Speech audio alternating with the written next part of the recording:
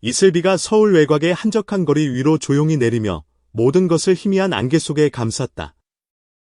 가로등 불빛이 젖은 도로에 반사되고 마른 나뭇가지에서 떨어지는 빗방울이 고요하지만 쓸쓸한 선율을 만들어냈다. 적막한 공기 속에서 한 대의 검은색 스포츠카가 조용히 낡은 주유소로 들어섰다.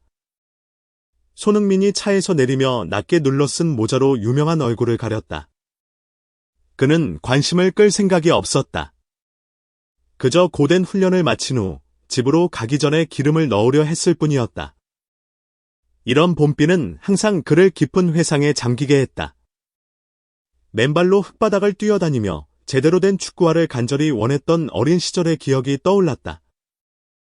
그는 주유기로 다가가 주유 노즐을 잡고 주위를 둘러보았다.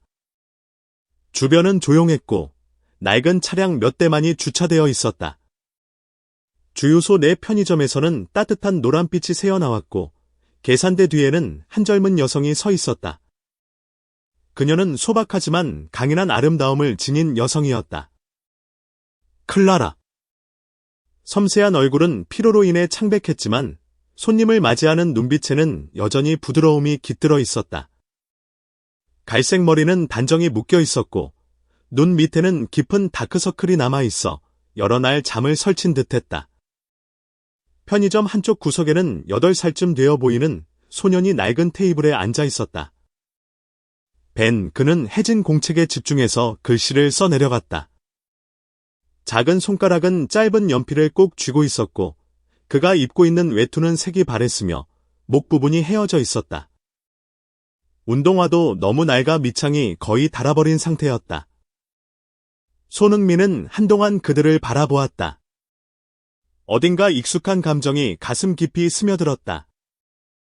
기름을 다 넣은 후 그는 계산을 하기 위해 편의점 안으로 들어갔다. 클라라는 재빨리 자세를 바로잡고 정중한 미소를 지었다. 어서 오세요. 도와드릴까요? 그녀의 목소리는 부드러웠지만 피로가 묻어 있었다.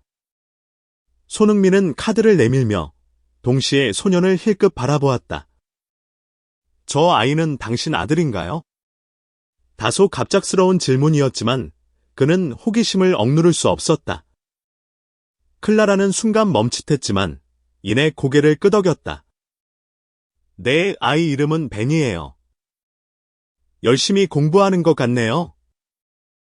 벤은 고개를 들지 않고 계속 글을 썼다. 하지만 페이지를 넘기는 순간 그는 살짝 몸을 움츠렸다. 손흥민은 실내에 난로가 있음에도 불구하고 벤의 작은 손이 차갑게 얼어있는 것을 알아차렸다. 그는 다시 클라라를 바라보았다. 오늘 꽤 추운데 아이가 저렇게 입고 있어도 괜찮을까요?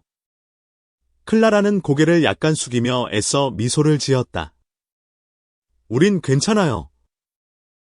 아이는 강한 편이에요. 그녀의 대답은 손흥민의 목을 메이게 했다. 그 순간 편의점 문에서 손님이 들어오는 종소리가 울렸다. 중년의 남성이 거칠고 냉랭한 눈빛을 한 채 들어와서는 인사도 없이 계산대로 직행했다. 클라라, 이번 달 늦었잖아. 거친 저음의 목소리는 위압적이었다. 손흥민은 무의식적으로 주먹을 움켜쥐었다. 클라라는 고개를 숙이며 떨리는 목소리로 답했다. 죄송합니다, 사장님. 곧 갚겠습니다. 곧이라는 말로는 부족해. 난 지금 당장 돈이 필요해. 남자는 거칠게 카운터를 내리쳤고 벤은 깜짝 놀라 고개를 들었다.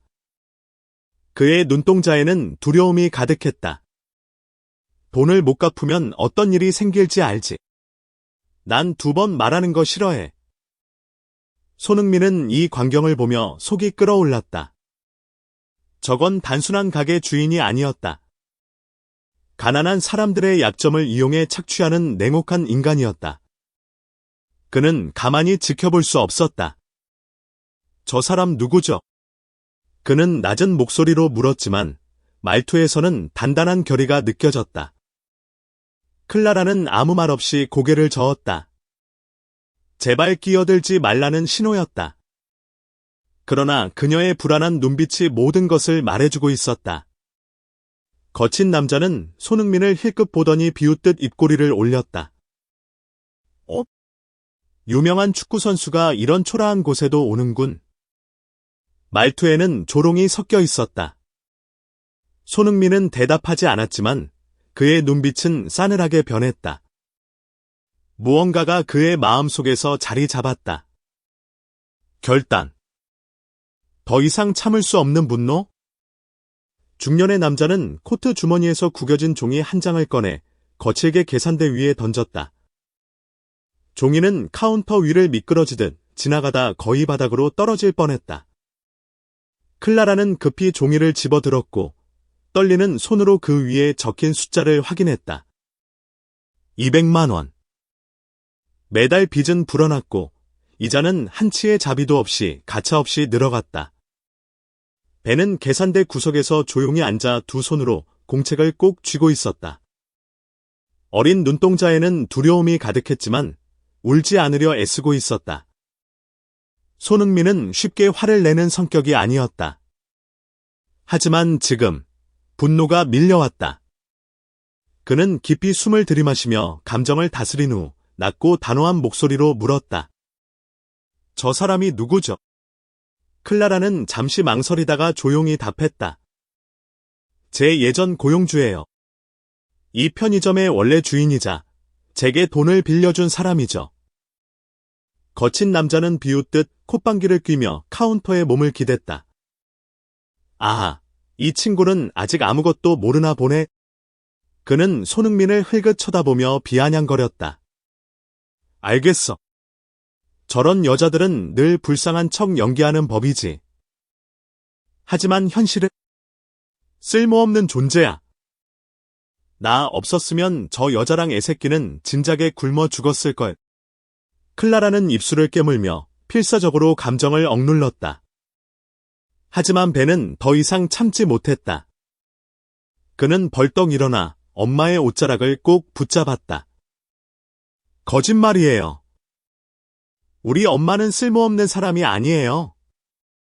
엄마는 하루 종일, 밤새도록 일해요.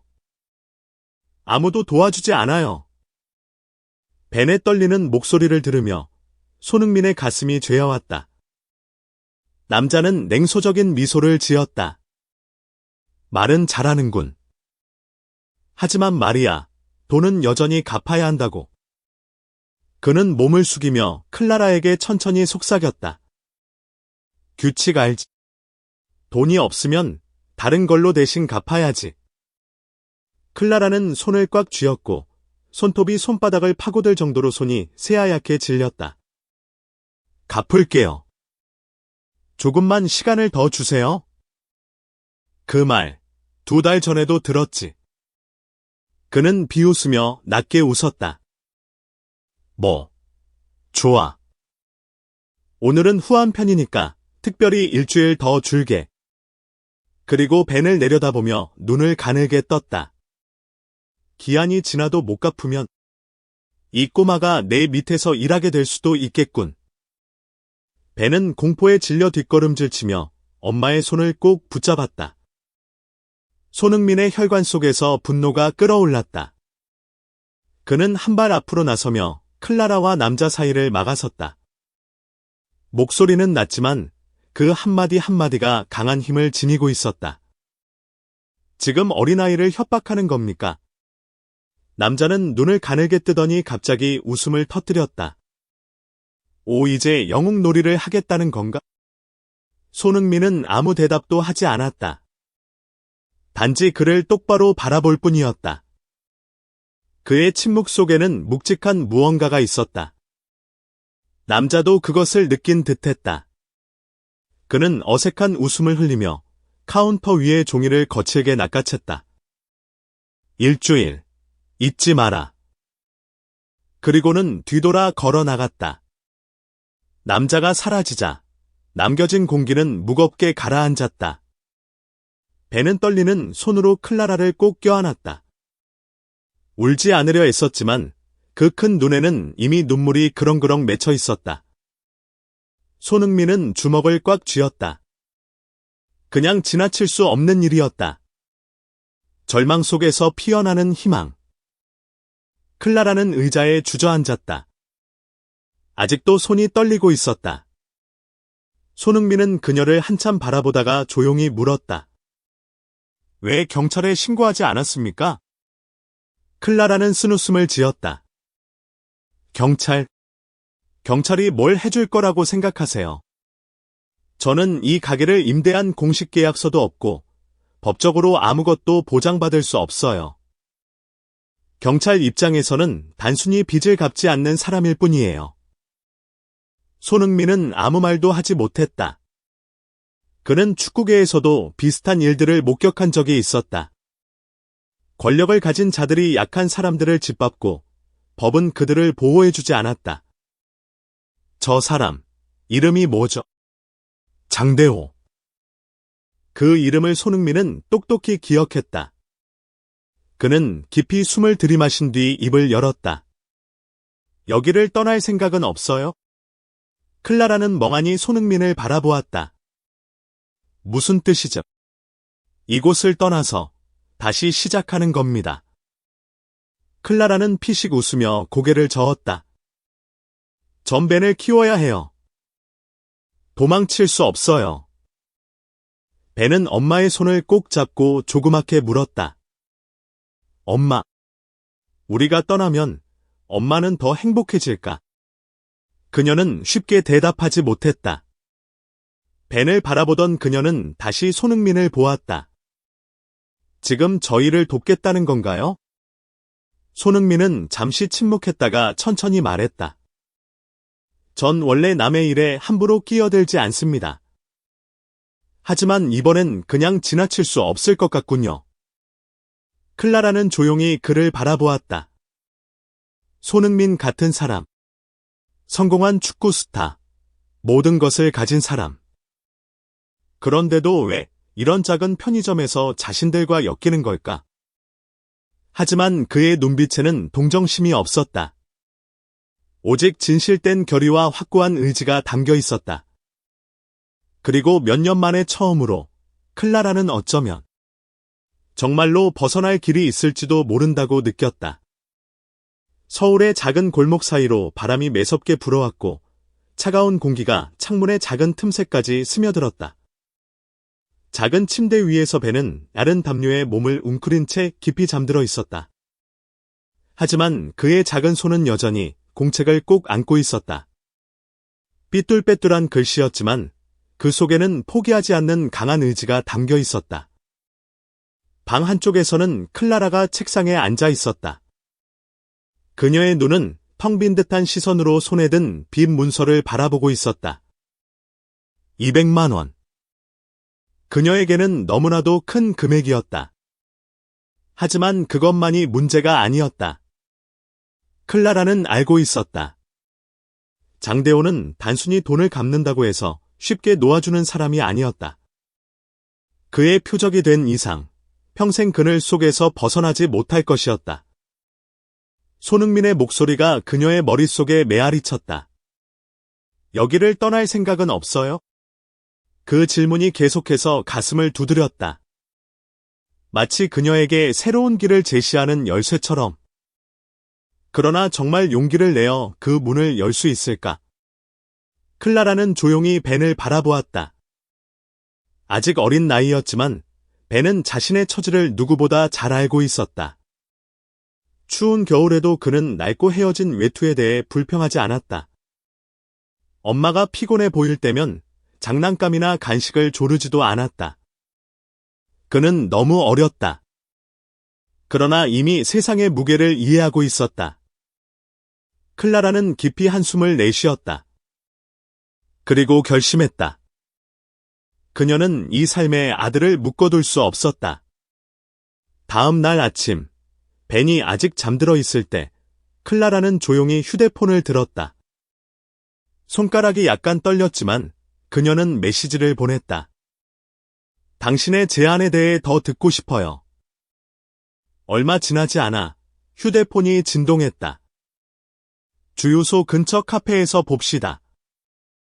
이야기합시다. 그녀는 잠시 망설였다. 한 번도 누군가에게 의지해 본 적이 없었다. 그러나 이번에는 혼자서 모든 걸 감당할 수 없었다. 카페는 작은 골목에 숨겨진 듯한 조용한 공간이었다. 따뜻한 커피 향이 퍼지는 아늑한 분위기 속 창가 자리에는 이미 손흥민이 앉아 있었다. 그는 화려한 옷차림도 스타다운 태도도 없었다. 그저 차분한 표정으로 그녀를 기다리고 있었다. 오셨군요. 그는 미소를 지으며 자리에서 일어나 의자를 빼주었다.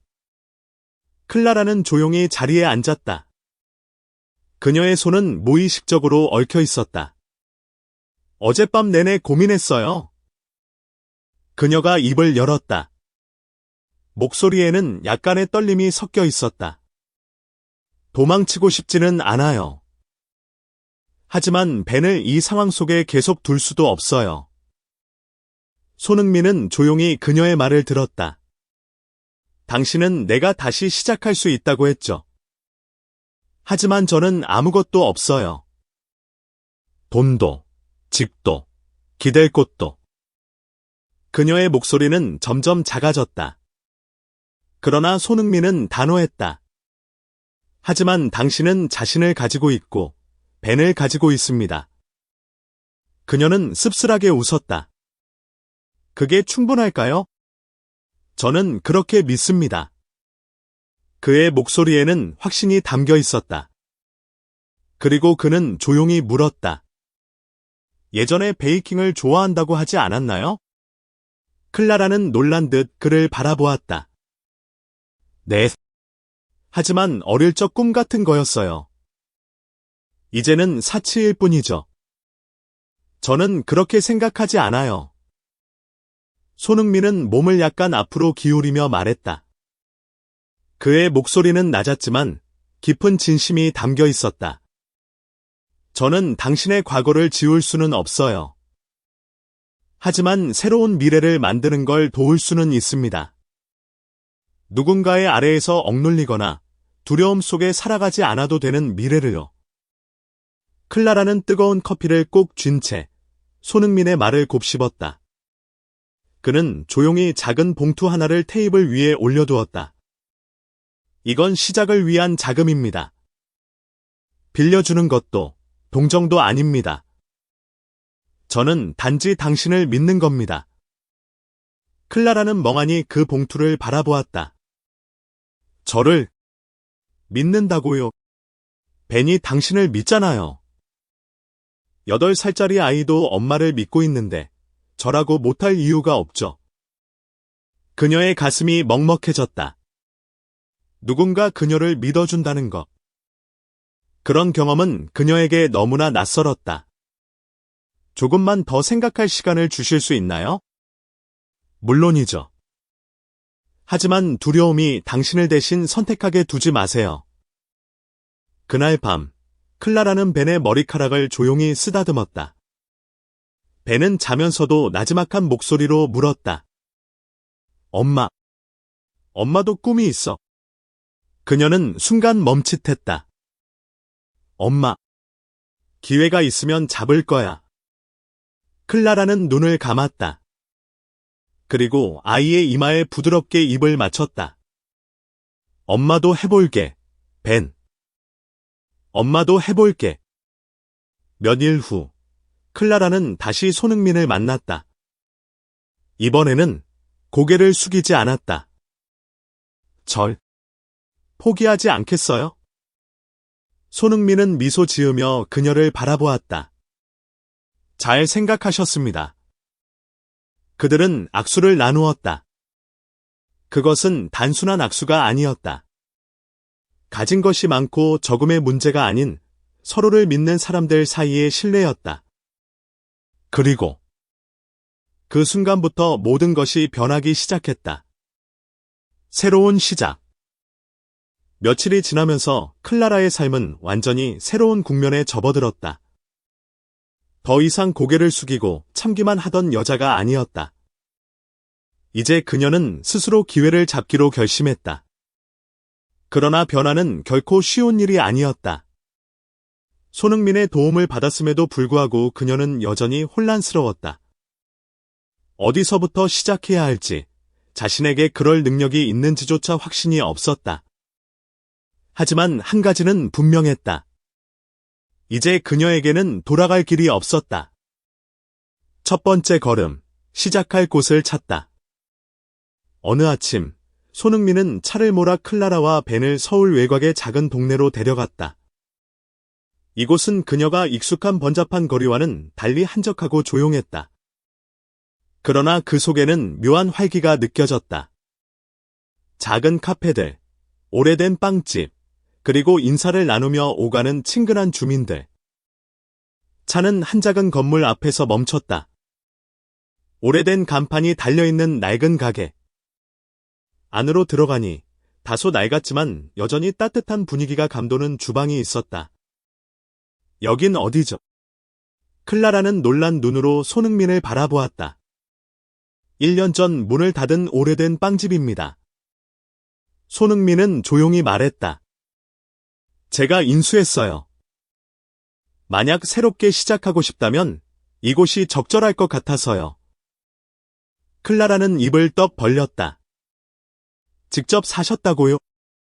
투자라고 생각합니다. 그는 미소를 지었다. 돈을 갚을 필요는 없어요. 다만 이곳이 다시 살아나는 걸 보고 싶을 뿐입니다. 클라라는 주위를 둘러보았다. 이곳은 오래되어 보였지만 묘하게 따뜻한 기운이 감돌았다. 어릴 적 어머니와 함께 아침마다 빵을 만들던 기억이 떠올랐다. 마치 죽어버린 줄 알았던 꿈이 다시 살아나는 듯했다. 벤이 그녀의 손을 꼭 붙잡았다. 엄마, 우리가 할 수 있을까? 클라라는 몇 초 동안 망설였다. 그러다 천천히 고개를 끄덕였다. 해보자. 첫 번째 도전. 가게가 생겼다고 해서 사업이 바로 시작되는 것은 아니었다. 클라라는 빵을 만드는 법을 알고 있었지만 장사를 해본 적은 없었다. 재료 구매, 비용 관리, 손님 유치. 그녀는 아무것도 가진 것이 없었다. 어느 저녁, 가게를 청소한 후, 클라라는 한숨을 쉬며 원가 목록을 바라보았다. 재료를 사야 하는데 돈이 부족해요. 손흥민은 커피를 한 모금 마시며 말했다. 처음부터 크게 시작할 필요 없어요. 간단한 빵 몇 종류만 만들어 봅시다. 하지만 제 빵을 사러 올 사람이 있을까요? 그는 미소를 지었다. 사람들에게 알리면 되죠. 뜻밖의 도움. 다음 날, 문을 닫고 있던 클라라는 문이 열리는 소리에 고개를 들었다. 한 중년 여성이 들어왔다. 짧게 자른 은빛 머리, 깊게 팬 주름, 그리고 따뜻한 미소. 새로운 주인이구먼. 그녀는 조용히 주위를 둘러보며 말했다. 네, 맞습니다. 저는 클라라예요. 나는 김 할머니야. 원래 이 가게 주인이었어. 클라라는 놀라며 그녀를 바라보았다. 정말요? 그래. 20년 동안 운영했지만 건강이 나빠져서 문을 닫았지. 할머니는 가게를 천천히 둘러보았다.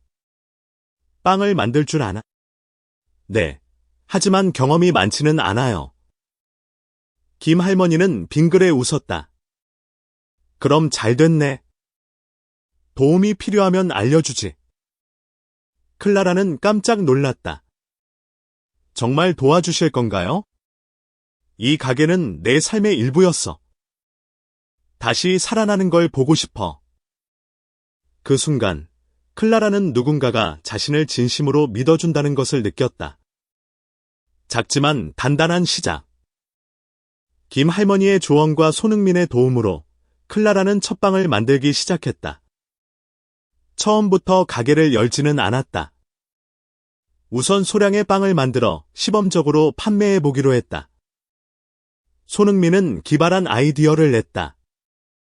내 유명세를 이용하는 게 아니라 당신의 이야기를 이용하는 겁니다. 그는 소셜미디어에 가게에 대한 이야기를 올렸다. 혼자 아들을 키우며 새로운 인생을 개척하려는 한 여성. 서울의 작은 빵집. 용기와 희망의 이야기. 간단한 문장이었지만 사람들의 마음을 움직였다. 얼마 지나지 않아 첫 손님들이 찾아왔다. 그들은 단순히 빵을 사러 온 것이 아니었다. 그들은 응원하고 싶어서 왔다. 새로운 희망.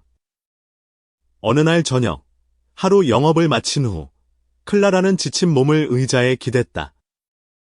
그러나 그 피로함 속에는 뿌듯함이 있었다.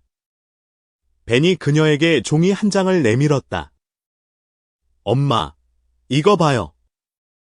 그녀가 받아든 종이에는 삐뚤빼뚤한 글씨로 이렇게 쓰여 있었다. 엄마의 빵집. 클라라는 웃었다. 그리고 뜨거운 눈물이 뺨을 타고 흘러내렸다. 그녀는 여전히 불안했다. 미래가 어떻게 될지 몰랐다. 하지만 한 가지는 분명했다. 처음으로 그녀에게도 변화할 기회가 생겼다. 손흥민은 그런 그녀를 조용히 바라보며 미소 지었다. 이건 단지 시작일 뿐이었다. 그러나 이 시작은 충분히 희망적이었다.